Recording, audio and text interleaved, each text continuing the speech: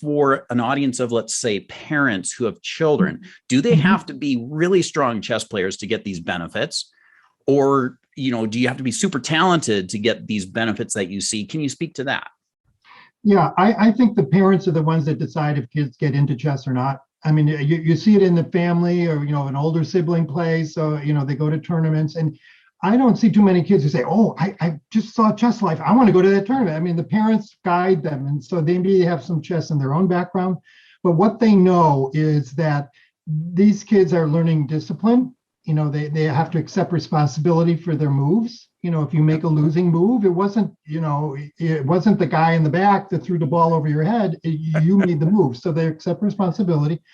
And I think what the parents are looking for is, what can it do for them in the future, which is what you do, Chess4Life. It's not, okay, you're done with chess, put the pieces in the box, forget about it. No, you don't. You carry those skills that, companies want and leaders need, and going forward. And because when I ask parents, why do you have your kid playing chess? They're like, sometimes it's hard for them to verbalize why, but they know there's value there. Because I will challenge the parents, say, well, maybe it's better off that they learn a second language, or study music, or so. I mean, there's a variety of things, but I mean, the people who are really dedicated, and they're expert level in the grade school, they're going to all the tournaments or whatever. That's sort of what their thing is, and that's great. Sure. I think if you ask the parent, do you want your son to grow up to be a chess professional, they would go, oh, no. Yeah. So what I'm hearing you say is really what my experience says too, which is, when we talk about Chess4Life, we say we're teaching life skills through the game of chess. And some people think, well, you mean you're going to play chess your whole life? And I'm like,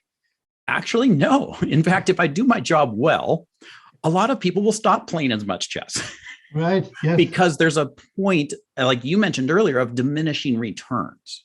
Mm-hmm. And there's only a small fractional percentage, a very tiny number, that would make a great career future playing chess professionally.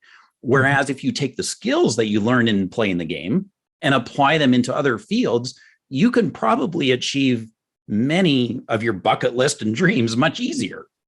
Right. I was reading the Wall Street Journal, and there's a guy named AJ Stegman who used to play in the tournaments that I was in. He was a little young guy, but he was always up there on the top boards. He is now the biggest real estate mogul I think in Georgia, but he lives in Texas. And they interviewed him, and one of the bylines was, I learned some of these skills in chess. And I'm like, Oh, man. So what we're really talking about here is transferable skills, right? The skills that you become a better chess player. And in the process, you're developing analytical skills and problem solving skills and principles that, if you tangibly think about them, are translatable directly to your business, to your life.